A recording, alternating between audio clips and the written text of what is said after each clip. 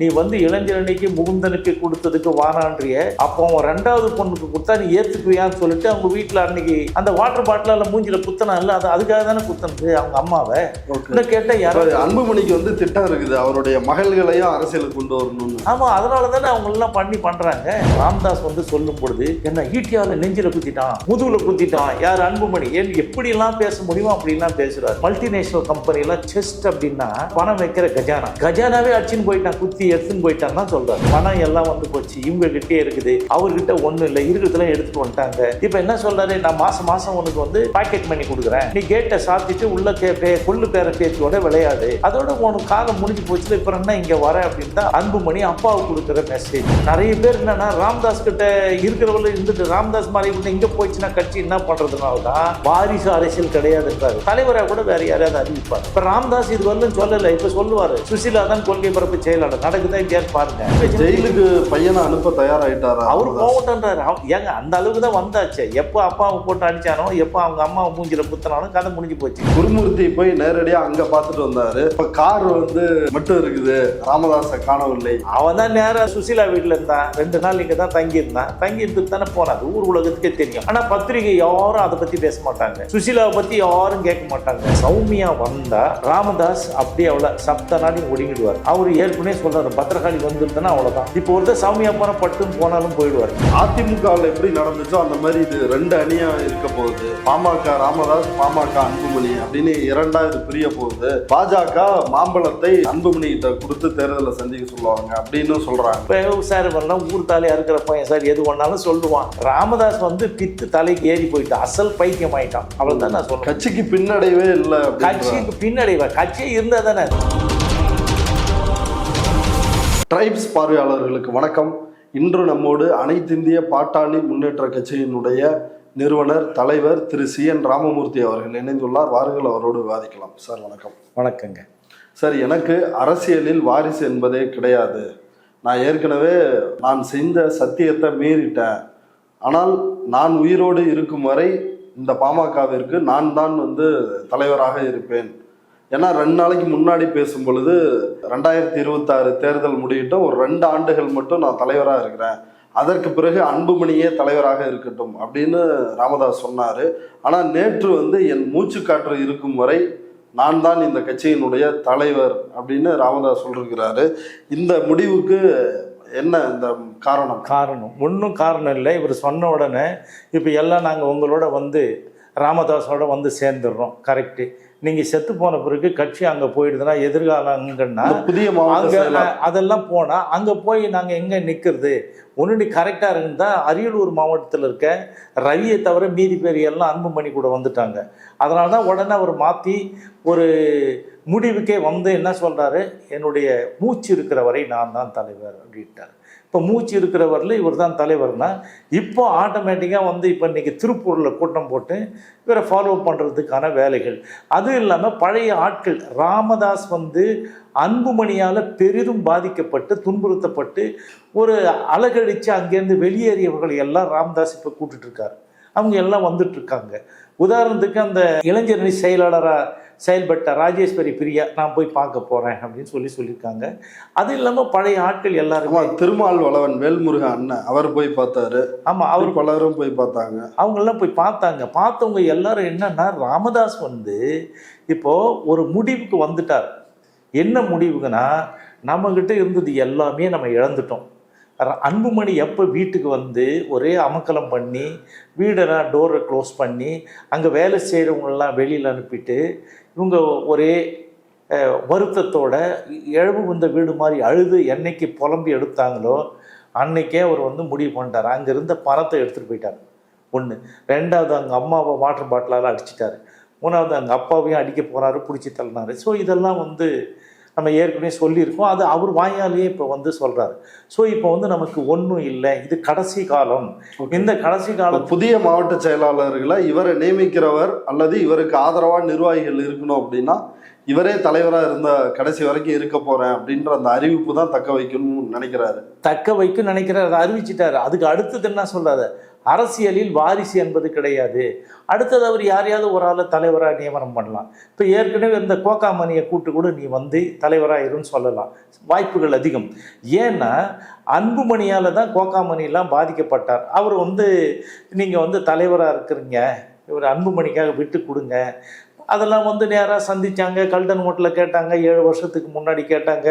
நான் அதெல்லாம் சொன்னது கண்ணுலேருந்து தண்ணி ஒழுவிச்சு அந்த ஃப்ளைட் இதுலேயே வந்து 2 சொட்டு தண்ணீரை நான் விழ விட்டேன் அப்படின்லாம் சொல்கிறாரு. ஸோ அப்போ வரும்பொழுது இந்த கோகாமணிக்கு என்ன ஆச்சு, அவருக்கு கௌரவ தலைவர் கொடுத்தாரு.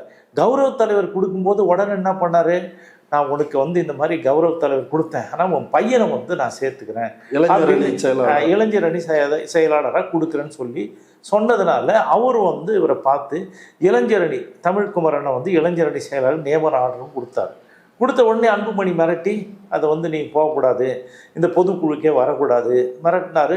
ரெண்டாவது அது கூட ஒரு காம்ப்ரமைஸில் தான் பண்ணாங்க. சுகந்தன் சொல்லிட்டு இவங்க இருக்கிறாங்களே அக்கா பையன், அவனுக்கு வந்து என்ன பண்ணானுங்க, தங்கச்சி பையன் ஒரே ஒரு வேலை பண்ணி இந்த சிஇஓவை நீ அவர் கொடுத்துருங்க, நீங்கள் சிஇஓலேருந்து விட்டுட்டு இதுக்கு நீங்கள் வந்துட்டீங்கன்னா லைக்கா இதுலேருந்து உங்களுக்கு நிறைய வருமானத்துக்கும் மற்றதுக்கும் வழி கிடைக்கும், நல்ல பாப்புலர் ஆகலாம், பணம் மட்டும் இருந்தானே ஏற்கனவே தான் பணம் இருக்குதுன்னு சொல்லி தான் கூப்பிட்டார். கூட்டு வந்து அதையும் பிடிங்கிட்டு அனுப்பிட்டாங்க. யார், அன்புமணினால் பாதிக்கப்பட்டு. ஸோ இப்போ அன்புமணினால் பெரிதும் பாதிக்கப்பட்டவர் கோகாமணி. ஸோ அப்போ அவர் வந்து வாய்ப்பு இருக்குது இல்லையா.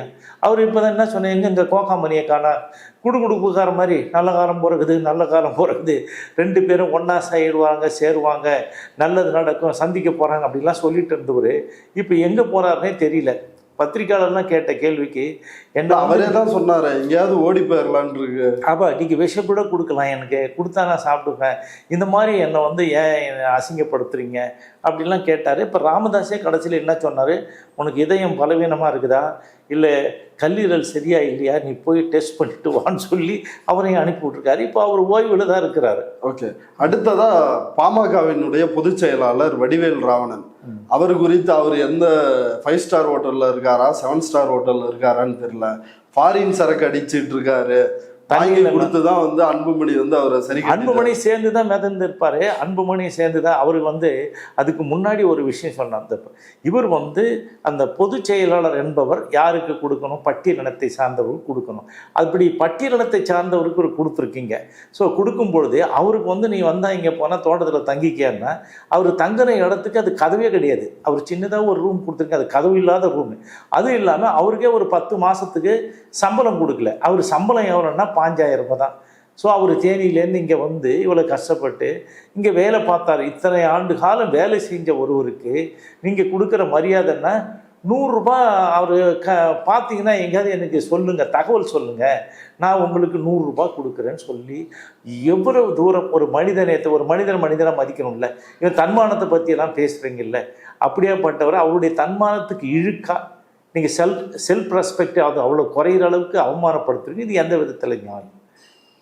தப்பு தானே அது. ஸோ இந்த மாதிரி தான் எல்லாரையுமே அவர் பதிலடி கொடுத்துருக்காரு. ஒரு டீ கடையில் உட்காந்து, ஆமாம், நான் டீ கடையில் உட்காந்து நான் டீ குடிக்கிறேன், நான் எப்போதும் எளிமையாக தான் இருக்கிறேன், எந்த மாற்றமும் இல்லை அப்படின்னு.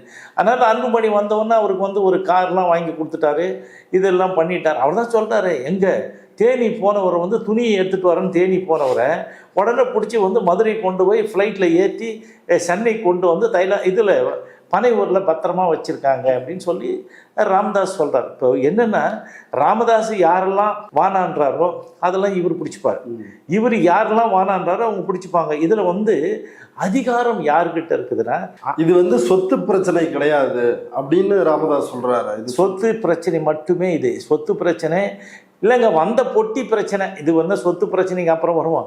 பொட்டி பிரச்சனை நீ 3 இடத்துல வாங்குற, ஒன்றுத்து கூட கண்ணில் காமிக்கலையே. அது இல்லை, அன்புமணி ஏமாத்திட்டார் ராமதாஸ். ஆமாம், அதுதான் அதனுடைய விரக்தியின் வெளிப்பாடு தான் இது. யார்கிட்ட வாங்கினார் அன்புமணி? வந்து இப்போ அதிமுகவோட பேச்சுவார்த்தை 11 மணி வரலும் பேசுகிறாங்க. ராமதாஸே சொல்கிறாரு, நான் வந்து ஒரு கடிதம் எழுதி அவர் எடப்பாடி கிட்ட பேச வைக்கிறாரு. அவர் ஒரு கடிதம் தயார் பண்ணிட்டு எடுத்துகிட்டு போகிறாங்க. அதில் ராமதாஸே ஒரு 5 லைன் எழுதி அன்புமணி வந்தால் எல்லாம் செஞ்சு கொடுங்கன்னு சொல்கிறாரு. இது ஒன்று. ரெண்டாவது, இதெல்லாம் முடிஞ்சுட்டு இங்கே சென்னையில் அது பேச்சுவார்த்தை நடத்தின பொழுது என்ன நடந்தது, பணம் வாங்கிட்டீங்க, அது கடைசி ஸ்டேஜ். 11 மணிக்கு. சரி, அதுக்கு முன்னாடி சிவி சண்முகம் வந்து அவர் இதுக்காக பேச்சுவார்த்தை நடத்துறதுக்கு இவருடைய வீட்டுக்கு போகிறார், தைலாவரம் தோட்டத்துக்கு. அப்போ போகும்போது முதல்லலாம் ஒழுங்காக இருந்தது. கடைசியாக ஒரு 3 நாளுக்கு முன்னாடி இவர் சிறையை வச்சுட்டாங்க. அன்புமணி வந்து தனியாக ஒரு ரூமில் போட்டு அடைச்சி வச்சுறாரு. இவர் அங்கே போய் ஆமாம், அவரை போய் பேச முடியாமல் திரும்பி வந்துடுறாரு. அதுக்கு முன்னாடி போகும்போது கூட சொல்லுவார், சென்னையில் யார்கிட்ட பணம் வாங்கினாரு? ஏன் அன்புமணி யாரு? இவங்க தான் ஏற்பாடு பண்ணி கொடுத்தது, சிவி சண்முகம் அந்த குரூப் தானே. ஓகே, இது வாங்கிட்டாங்க. வாங்கின உடனே சரி அடுத்து பாஜகவோட போனாங்க. அதுக்கு லெட்டர்லாம் ரெடி பண்ணி காலையில் அங்கே வச்சுட்டாங்க. அதில் ஒப்பந்தத்தில் கையெழுத்து போடுவாங்கல்ல, ஸோ அதுக்காக ரெடி பண்ணிட்டாங்க. ஸோ இவங்க ஒன்று மாறிட்டு காலையில் நைட்டோட நைட்டாக சௌமியா வந்து பிஜேபியில் பேசி நான் இருக்கிற வாங்கன்னு சொல்லி எல்லாத்தையும் அழைச்சின்னு போயிட்டாங்க. 5 மணிக்கெல்லாம் அங்கே போகிறாங்க. அவரே சொல்கிறாரு, எனக்கு தெரியாமல் எங்கள் வீட்டிலேயே சாப்பாடுலாம் செஞ்சு சமையல் பண்ணி விருந்து போட்டாங்க, விருந்து போட்டாங்க. ஸோ அப்போ வந்து உள்ளே வரும்பொழுது என்ன சொல்கிற ராமதாஸ், நான் திடுக்குன்னு எழுந்திருக்கிறேன். என்னன்னு கேட்டால் பாரத மாதாக்கு ஜெயின்னு சொல்லிட்டு எங்கள் வீட்டு வாசலில் கத்துறாங்க. என்னடா இது நடக்குதா என்னன்னு தெரியல, திருவிழாவில் வந்த மாதிரி அப்படின்னு. உள்ளே வரும்போது முருகன் வந்து உக்காராரு. அடுத்தது ஒரு பையன் வந்தான். அந்த பையன் பேர் என்னன்னு கேட்குறாரு. அவர் தான் அண்ணாமலை, ஒரு கட்சி தலைவரை வந்து அவ்வளோதான் மரியாதை கொடுத்து பண்ணார். ஸோ ஓகே, அவர் வந்து கூப்பிட்டு யார் கையெழுத்து போடுறது, இதில் கூட நல்லா தெரிஞ்சுங்க. அன்புமணியை கையெழுத்து போட்டாரு இல்லையே, ராமதாஸ் தான் கையெழுத்து போடுறாரு. கையெழுத்து போட்டு அதையும் வாங்கினாங்க. அதையும் எடுத்துன்னு போயிட்ட மாதிரி வாங்கி இங்கே காட்டல. அப்புறம் வந்து நான் இவங்க கூட கூட்டணிக்கே சேர மாட்டேன் அப்படின்னு சொல்லிட்டு இவங்களோட தான் போகணும்னு சொன்ன இடத்துல போயிட்டு அங்கேயும் வாங்குறீங்க. ஒரே நேரத்தில் அன்புமணி 3 இடத்துல பணம் வாங்கிட்டார். அது வந்து என்னன்னு கேட்டிங்கன்னா, பெரிய கட்சிகள் சின்ன கட்சிக்கு அதிகாலத்தை தேர்தலுக்காக அவங்க வேட்பாளர் போக மாட்டேன்னு எந்த தரப்பு கிட்ட வாங்கினாரு? யாருங்க? போக மாட்டேன் திமுக கிட்ட வாங்கினாரு 3. ஆமாம், அவங்க அதிமுக கூட போக மாட்டேன்னு பிஜேபி கூட தான் போகணுன்ற கண்டிஷன் சொன்னதுக்கு நான் பிஜேபி கூட தான் போவேன்னு சொல்லிட்டு காசு வாங்கினார். அதெல்லாம் எல்லாம் தான் வெட்ட வெளிச்சமாக வந்துடுது. ஸோ இந்த மாதிரி 3 கட்சியிலையும் வாங்கின ஒரே ஆள் அன்புமணி, அகாயசூரன்.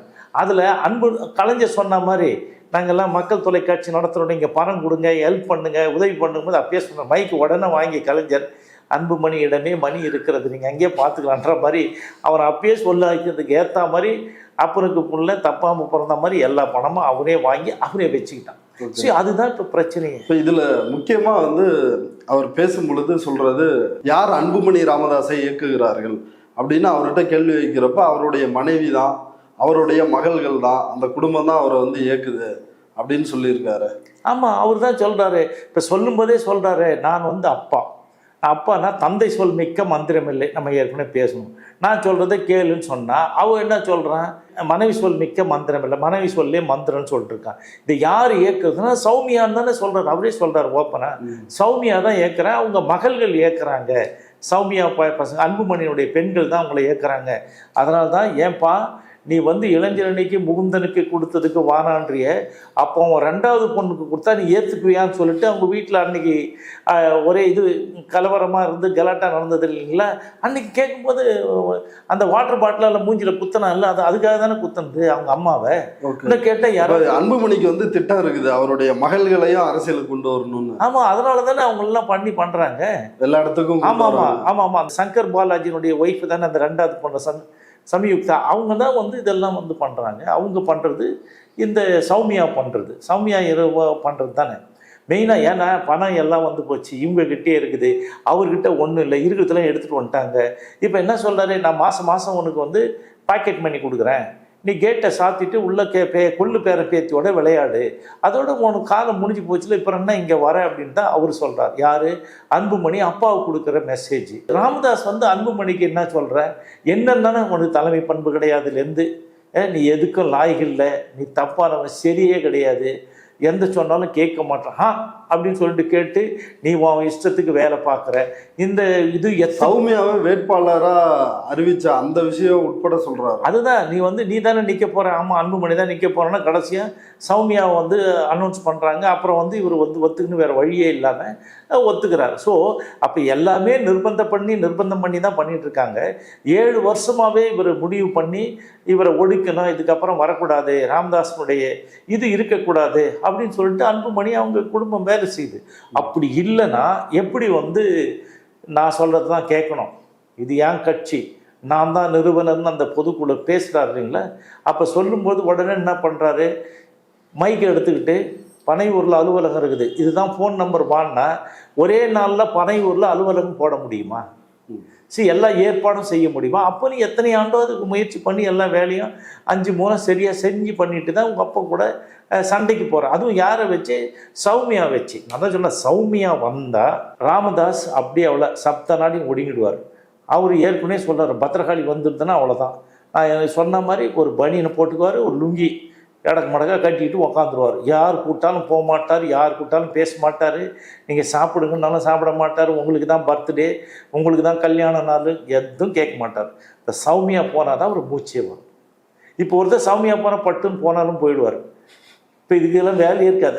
அப்புறம் இன்னொரு விஷயத்தையும் குறிப்பிடுறாரு, எங்கள் குடும்பத்தை சார்ந்த 2 பெண்கள் என்னோட ஜாதகத்தை ஆத்தூரில் இருக்கிற ஜோசியர்கிட்ட எடுத்துகிட்டு போய் கொடுத்து பார்த்தாங்க. அவங்க வந்து இந்த மாதிரி ஒரு ஜாதகமே இல்லை, இவரோட குடும்பத்துல 7 தலைமுறைக்கு யாருக்கும் எந்த தோஷமுமே வராது அப்படின்னு ஜாதகக்காரன் வந்து சொல்லியிருக்காங்க அப்படின்றதையும் சொல்றாரு. எதுக்கு இத்தனை கோயில் வந்து நீ போற, வேண்டுதல் வந்து நிறைவேறல இல்ல அப்படின்னு மருமகளை பார்த்து கேள்வி எழுப்புறாரு. நீ பெரியாரிஸ்ட், அப்புறம் எப்படி வந்து பெரியாரிஸ்ட்டை வந்தோம் எப்படி இருக்கணும்? முதல்ல சமூக நீதிக்கான கட்சி, கரெக்டுங்களா? சமூக நீதிக்கான கட்சி எல்லாரையும் சேர்த்து எல்லாருக்குமானதுன்னு சொல்லிட்டு வந்தீங்க. அப்புறம் இப்போ ஜாதி கட்சியாச்சு, ஜாதி கட்சியாகி இப்போ குலதெய்வ கட்சியாக போகுது. ஸோ நீங்கள் அதே மாதிரி வந்துட்டு அப்புறம் வந்து என்னன்னா குடும்ப கட்சியாக போயிருக்குது. ஸோ சாமியே கும்பிடாதவன் பெரியாரிஸ்ட்டுன்னு சொல்லிக்கிற ஆள் ஜாதகம் ஏன் பார்க்குற? சரி, நீ ஜாதகம் பார்க்குற, ஜாதகம் பார்த்தா 7 சரியாக இருந்தால் அப்புறம் விட்டுட்டு போக வேண்டியதானே? எதுக்கு மல்லு கட்டுறேன்? எதுக்கு வந்து இந்த இதில் வந்து தஞ்சை மாவட்டத்தில் போய் பார்க்கலாம், ஒரு ஃபேமிலியில் பார்த்து அவங்க ஃபேமிலியில் போய் பார்த்தா இவர் எதுவும் பார்க்க மாட்டேன். இவர் தான் சொல்லுவார், நீ இல்லை அவங்க, இவருக்கு யார் ஃபேமிலியில் யார் போய் பார்த்து? இவருக்கு நம்பிக்கை இல்லைன்ற, இவருக்கு நம்பிக்கை இல்லை, அவருக்கு நம்பிக்கை இல்லை. அவர் யாரை வச்சு கல்யாணம் பண்ணார்? கி வீரமணி வச்சு தானே அவங்க பொண்ணுக்கு தானே கல்யாணம் பண்ணார். பொண்ணுக்கு கி வீரமணி தலைமையில் வச்சு கல்யாணம் பண்ணார். எப்படி திராவிடர் அந்த இது தானே பண்ணியிருக்கிறாரு. அப்படியாப்பட்ட அவங்க மட்டும் அதில் பற்றுதல் இருக்கிறவங்களும் அவங்களும் கிடையாது. ஸோ நீ வேணும்னா உனக்கு எது வேணாலும் செஞ்சுப்ப, உனக்கு வேணுன்றதுக்கு இப்போ ஜாதகத்தெல்லாம் உள்ளே எடுத்துகிட்டு வர. ஸோ இது இல்லாமல் வந்து பரிகாரமும் பண்ணியாச்சு. சௌமியா போய் பரிகாரம் பண்ணிடுது. ஏங்க இது 2 துருவம் ஆயிடுச்சுங்க, 2 இது வட துருவம் தென் துருவம் மாதிரி 2 புட்டுக்கும் முடிஞ்சு போன கதை. நான் கடமை கண்ணியம் கட்டுப்பாடோட பெரிய இது எழுப்பினேன். என்ன இது சொல்கிறாரு, கண்ணாடி எழுப்பினேன், கண்ணாடி சோறு, இது இப்போ மாளிகை மாதிரி இப்போ எல்லாத்தையும் வச்சு சுக்குநூறாக்கிட்டான் அன்புமணின்னு சொல்கிறாரு. இப்போ இந்த சித்திரை முழுநிலவு மாநாடு அதுக்கு முன்னாடியே நான் வந்து இல்லை அந்த மேடையில கூட தலைவர் பதவியை நான் வந்து விட்டு தரேன், அவருக்கு எழுதியே ஒரு ஒப்பந்தத்தை நான் அவர் கையில் மேடையிலேயே தர்றேன் கையெழுத்து போட்டு இப்படின்லாம் சொல்லி ஜிகே மணியை தூது விட்டேன். ஆனால் அவர் வந்து ஐயாவை நம்ப முடியாது, அவரை இப்பயே வந்து எழுதி கொடுக்க சொல்லுங்க, அப்போ நம்புறேன் அப்படின்னு அன்புமணி சொல்லிட்டாரு. அதனால நீயா நானே நீ பார்த்துருவோம் அப்படின்றாரு. யார்? ராமதாஸ் சொல்கிறார். ஸோ அதனால் வந்து அவர் தான் சொல்லிட்டேன்னு 2 பேருக்கும் ஆகாதுங்க. அவர் போனால் நீங்கள் நிறைய அந்த இதுகள்லாம் நடக்கும். அந்த தைக்கூடல்னு சொல்லிட்டு தை மாதம் அவங்க சொந்தக்காரங்க எல்லாரையும் கூப்பிடுவாங்க, அதையும் காட்டுறாரு. அந்த படத்தை காமிக்கும் போது குடும்பத்தை காட்டி இதை எவ்வளோ கட்டி காப்பாற்றி நான் உருவாக்கி இருக்கிறேன், ஒரு நல்ல குடும்பம், ஒரு பல்கலைக்கழகம்னு சொல்கிறாரு. ஸோ அதுலேருந்து இருக்கிறவங்க இப்போ என்னாச்சுன்னு கேட்டிங்கன்னா, இவர் கூட இருந்தவங்களுக்கு வந்து இவங்க அக்கா பையங்கன்னு சொல்லிட்டு இருக்காங்கல்ல, ஒரு பையன் 3 பொண்ணுங்க. அந்த 3 பொண்ணு இவங்க ஹஸ்பண்டு வந்து ராதாகிருஷ்ணன் ஒருத்தர், இன்னொருத்தர் வந்து அந்த இவர் அந்த எம்பியாக இருந்தாருங்களா தன்ராஜ், 3வது ஆள் வந்து மோகன், மெடிக்கல் மோகன். இவங்க 3 பேர், அந்த பொம்பளைங்க பேர் வந்து விஜயா, 2வது வந்து குணவதி, 3வது வந்து கனிமொழி.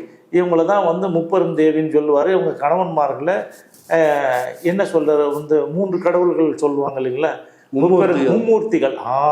இந்த மும்மூர்த்திகள் எல்லாம் இப்போ யாரும் ராமதாஸ் கிட்ட இல்லை, எல்லாரும் இங்கே வந்துட்டாங்க. யார்கிட்ட? அன்புமணி கிட்ட வந்து அன்புமணிக்காக அண்டர் கிரவுண்ட் வேலை செஞ்சு எல்லாரையும் கூப்பிட்றாங்க. இது ஏற்கனவே இவங்களோட நெருக்கமாக இருந்தவங்க யாருமே வரல. இந்த தைக்கூடல் விழாவுக்கே அவங்கள தான் கூப்பிடுவார். இவங்க சொந்த ராமதாஸ் தம்பின்னு சொல்கிற யாருமே எந்த காலத்துலையுமே கலந்துக்கிறது கிடையாது. ஸோ அவங்கெல்லாம் ஒதுக்கி வச்சது தான். ஸோ இப்போ வந்து என்னென்னா அவங்க தான் இந்த வேலையெல்லாம் செய்கிறாங்க, எல்லா வேலையும் வந்து ஏற்பாடு பண்ணி கொடுக்குறது அவங்க தான்.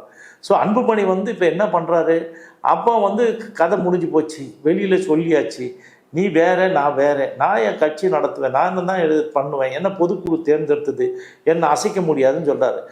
அவர் என்னன்னா நிறுவனருக்கு தான் எல்லா பதவியும் இருக்குது, என்னுடைய வழிகாட்டுதல்கள் பிரகாரம் தான் கட்சியோ பொதுக்குழுவோ செயற்குழுவோ கூட்ட முடியும் நடக்கும், நான் தான் அதுக்கு இதுன்னு சொல்லிட்டு அவர் பேசுகிறாரு.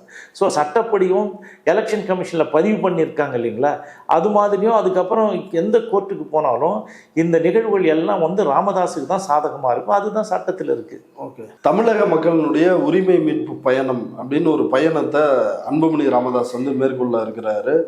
ஜூலை 25 அவருடைய அப்பாவோட பிறந்தநாள் அன்னைக்கு தான் வந்து ஸ்டார்ட் பண்ணுறாரு அப்படின்னு ஒரு அறிக்கை வந்திருக்குது. அது மட்டும் இல்லாமல் இதை குறிப்பிட்டு ராமதாஸ் பேசியிருக்காரு, என்னை வந்து நடைபணமாக்கி விட்டு என்னோட பேரில் என்னுடைய படத்தை வைத்து உற்சவம் நடத்துகிறார்கள் அப்படின்னு வந்து கடுமையாக அன்புமணியை விமர்சிக்கிறாரு. அதான் என்ன நடைபயணம், அதாவது என்னை வந்து தெய்வம்னு சொல்கிறாங்க, என்னை எல்லாத்தையும் பண்ணிவிட்டு நடைபயணமாக்கிட்டு நீ நடைபயணம் போகிற, எனக்கு வந்து எவ்வளோ பெரிய துரோகத்தை பண்ணுறன்றார்.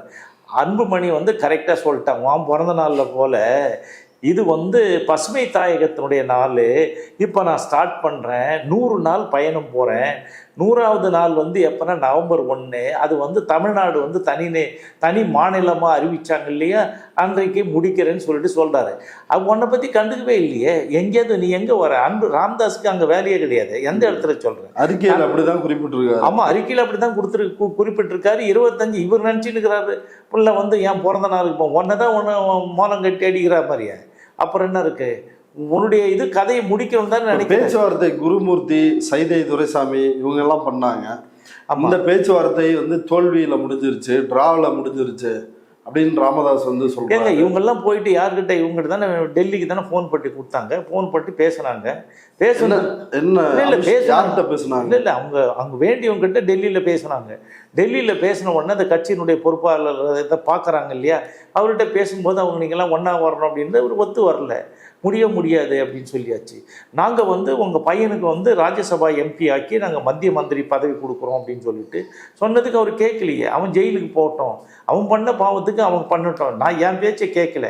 ஒரே ஆத்திரம் என்னன்னா என் பேச்சு கேட்கல, நான் சொன்னது கேட்க, நான் தான் வந்து தந்தை, நான் தந்தை சொல்ல நீ கேட்கணும். ரெண்டாவது வந்து நீ சாதாரண தொண்டனாக இருப்பேன் அப்படி கூட சொல்லார்ல, நான் செயல் தலைவராக இருந்து நான் செயல்படுறேன், நான் சாதாரண தொண்டனாக இருந்து பண்ணுறேன்னு சொல்லிட்டு நீ சொன்னீங்கன்னா நான் அப்புறம் உனக்கு தருவேன் அப்படின்னு தான் சொல்கிறாரே தவிர, அவர் இந்த சொன்ன பேச்சு ஜெயிலுக்கு பையனை அனுப்ப தயாராகிட்டாரா, அவர் போகட்டன்றாரு. ஏங்க அந்த அளவுக்கு தான் வந்தாச்சு. எப்போ அப்பாவை போட்டு அடித்தானோ, எப்போ அவங்க அம்மாவை மூஞ்சில் குத்தினாலும் கதை முடிஞ்சு போச்சு. ரெண்டாவது அவங்க அக்கா தங்கச்சிங்கெல்லாம் இருக்காங்கல்ல, அவங்களுக்கு இருக்கிற இடத்துல இந்த 3 பேர் நான் சொன்னேன்ல, இந்த மும்மூர்த்திகள் அவங்கெல்லாம் அந்த இடத்துல வந்து கேஸ் ஏஜென்சி மற்றதெல்லாம் வச்சுருந்தாங்க. அவங்க கடையெல்லாம் காலி பண்ண சொல்லிட்டாங்களே, மெடிக்கல்லாம் காலி பண்ணி தூக்கின்னு போட்டாங்க. இப்போ எதுவுமே இல்லை, எல்லாம் காலி ஆகிடுது. இவங்க எல்லாம் அன்புமணிக்கிட்ட வந்துட்டாங்க. ராமதாஸ், சுசீலா, இந்த இத்தியாதிகள் தான் அங்கே கூட இருக்கிறாங்க. ஓகே, இப்போ குருமூர்த்தி போய் நேரடியாக அங்கே பார்த்துட்டு வந்தார். அப்புறம் இங்கே வந்து அவர் வந்து நேரடியாக குருமூர்த்தி சந்தித்தார். இப்போ கார் வந்து மட்டும் இருக்குது, ராமதாஸை காணவில்லை ஆமாம் அப்படின்னு வந்து ஒரு செய்தி வந்துச்சா, செய்தி அது மட்டும் போட்டுகிட்டே இருந்தாங்க. அது இந்த கார் எங்கெங்கே போகுது அது இதுன்னு. உடனே இவங்க அன்புமணி அவங்களுக்கு சப்போர்ட் பண்ணி அவர் வந்து கார் டீசல் போட போயிடுது. அப்புறம் டீசல் போட்டு அப்படியே வந்து டிரைவர் அவங்களும் போயிட்டு பீச்சில் போயிட்டு இதெல்லாம் ஸ்நாக்ஸ்லாம் வாங்கி சாப்பிட்டுட்டு அப்புறம் வந்தாங்க அப்படின்னு. அவன் தான் நேரம் அந்த இவங்க வீட்டில் சுசீலா வீட்டில் இருந்தான். 2 நாள் இங்கே தான் தங்கியிருந்துட்டு தானே போனான். அது ஊர் உலகத்துக்கே தெரியும். ஆனால் பத்திரிகை யாரும் அதை பற்றி பேச மாட்டாங்க, சுசீலாவை பற்றி யாரும் கேட்க மாட்டாங்க. இப்போ ராமதாஸ் இது வரலும் சொல்லலை, இப்போ சொல்லுவார் சுசீலா தான் கொள்கை பரப்பு செயலாளர், நடக்குதா இல்லையான்னு பாருங்கள். அடுத்தது வந்து இந்த பிரியாலாம் போனவங்கெல்லாம் வந்து இளைஞரணி செயலாளரை கொடுப்பாங்க. அது ஆதி காலத்தில் ராமதாஸ் வந்து அன்புமணியால் பாதிக்கப்பட்டு போனாங்க இல்லையா, அவங்களுக்கெல்லாம் இவங்க வந்து ராமதாஸ் கண்டிப்பாக பதவி கொடுத்துருவார். ஏன்னா இவர்கிட்ட தான் இருக்குது பதவி. ஸோ நிறைய பேர் என்னென்னா ராமதாஸ் கிட்ட இருக்கிறவங்கள இருந்துட்டு ராமதாஸ் மாதிரி கிட்ட இங்கே போயிடுச்சுன்னா கட்சி என்ன பண்ணுறதுனால தான் வாரிசு அரசியல் கிடையாதுன்றாரு. தலைவராக கூட வேறு யாரையாவது அறிவிப்பார் அவர். ஓகே, மீண்டும் மீண்டும் ராமதாஸ் வந்து தந்தையை மிஞ்சிய தனையன் வந்து இருக்கக்கூடாது அப்படின்ற ஒரு விஷயத்த வந்து வலியுறுத்திட்டே இருக்கிறாரு. இந்த பிரச்சனைக்கு என்னதான் முடிவு? அன்புமணி ஒத்து வருவாரா, இல்லை ராமதாஸும் இறங்குற மாதிரி தெரியலையே? இல்லைங்க, குருவை மிஞ்சிய சிஷ்யன் இருக்கலாம், ஆனால் தந்தையை மிந்திய தனையன் இருக்கக்கூடாது, பையன் இருக்கக்கூடாது. அதுதான் அவர் சொல்கிறார். அவர் எல்லாம் இந்த ஆதி காலத்து பழமொழிலாம் எடுத்து பையனுக்கு பாடம் புகட்டுறாரு. அவன் எங்கே தலகணம்? அது ஏன் வந்து குடும்பத்தில் பையன் அரசியலுக்கு வரலாம், பெண்கள் அரசியல் வரக்கூடாது? அது இவர் தான் சொல்றாரு. பெண்களுக்கு தான் கையெழுத்து போடும்போது கூட தாயினுடைய பெயரை இனிஷியலாக வச்சு போடணும்னு சொல்கிறாரு. அப்புறம் கீழே இன்னொன்றும் சொல்லுவார், 19 வயசு வரலும் அது வந்து பெண் தெய்வங்கள், 19 வயசு மேலே ஆச்சுன்னா அது தேவதைகள் அப்படின்லாம் சொல்லுவார். இப்போ சார் வரலாம் ஊர் தாலியாக இருக்கிற பையன் சார் எது ஒன்றாலும் சொல்லுவான். இப்போ என்ன குலதெய்வம் எவனாவது குலதெய்வம் சொல்லுவானா? பெரியாரிஸ்ட்டை வந்து என்ன குலதெய்வம் நான் சொல்கிற தாண்டா கேட்கணுன்றான். வந்த உடனே எல்லாம் அவங்களும் போகிற மாதிரி படுத்து கிடக்குறாங்க. அவன் காலில் ஊந்து கும்பிட்டுட்டு போகிறான். இதில் எதில் சார் சேர்க்கறது? ராமதாஸ் வந்து பித்து தலைக்கு ஏறி போயிட்டான், அசல் பைத்தியம் ஆயிட்டான். அவ்வளோதான் நான் சொல்கிறேன். கட்சிக்கு பின்னடைவே இல்லை. கட்சிக்கு பின்னடைவா? கட்சியே இருந்தால் தானே அதை ஒன்றும் இல்லாமல் போயிட்ட மக்கள் எங்கே ஒன்றும் இல்லை. இப்போ இது அதிமுகவில் எப்படி நடந்துச்சோ அந்த மாதிரி இது 2 அணியாக இருக்க போகுது. பாமக ராமதாஸ், பாமக அன்புமணி அப்படின்னு 2ஆ இது பிரிய போகுது.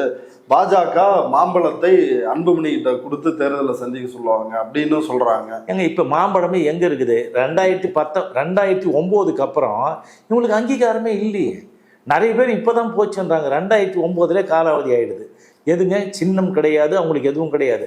அவங்களா கேட்கும்போது பழைய இதில் வந்து மாம்பழம் யாரும் கேட்காதனால கொடுக்குறாங்களே தவிர 10 தொகுதி நிற்கிறவங்களுக்கு கொடுப்பாங்க. அந்த மாதிரி தான் வாங்கிட்டு நிற்கிறாங்களே தவிர அவங்க வந்து மாம்பழம் அது அங்கீகாரம் அது எல்லாம் முடிஞ்சு போச்சு. 2009 முடிஞ்சு போச்சு. ராமதாஸ் வந்து இதுவரை அவங்க கட்சி ஆரம்பித்து எத்தனை தேர்தல் 30 தேர்தல்களை சந்தித்திருக்கிறார்கள். இந்த 30 தேர்தலில் வந்து முதல்ல தனியாக நின்று ஏதோ 10% ஓட்டு வாங்கினீங்க. அதுக்கப்புறம் என்ன அடுத்தது என்னாச்சு? 4 எம்எல்ஏக்கள். அதுக்கப்புறம் வந்து கூட்டணியில் வரும்போது தான் வந்ததே தவிர கூட்டணியில் இருந்த காலம் தான் உங்களுக்கு வந்து அரசியல் லாபத்துக்காக மற்றதெல்லாம் கிடைச்சிது. அது கூட்டணி இல்லைன்னும் போது ஒன்றும் இல்லை. அதுக்கப்புறம் இப்போ கூட்டணி சேர்ந்தா கூட சீண்டுவார் கிடையாது. இன்னொன்றும் சொல்கிறாரு, நீங்கள் வந்து அன்புமணி கூட நீங்கள் சொல்கிறீங்க மாம்பழ சின்னத்தை கொடுத்துட்டு அவங்க பிஜேபி நிற்க வைப்பாங்கன்னு. அவர் தெளிவாக சொல்லிட்டார. என்ன சொல்கிறாரு? யாருடன் கூட்டணி சேர வேண்டும் என்பதை அரசியல் நடத்துகின்ற அரசியல் கட்சி தலைவர்களுக்கு தெரியும். என்கிட்ட தான் வந்து கூட்டணிக்கு ஒப்பந்தம் போடுவாங்கன்றாரு. அப்புறம் இதை விட வேற என்ன இருக்குது? அவங்ககிட்ட இல்லைன்றதை அப்படி சொல்றாரு. 2வது இவர் அதே போல அன்புமணி வந்து ஒரு தேதி கொடுத்தாருன்னா அந்த தேதியவே மாத்துவாரு, யாரையும் சந்திக்க மாட்டார். இப்பதான் போன் வச்சு எல்லார்கிட்டையும் பேசி ஆரம்பிச்சிருக்கிறாரு.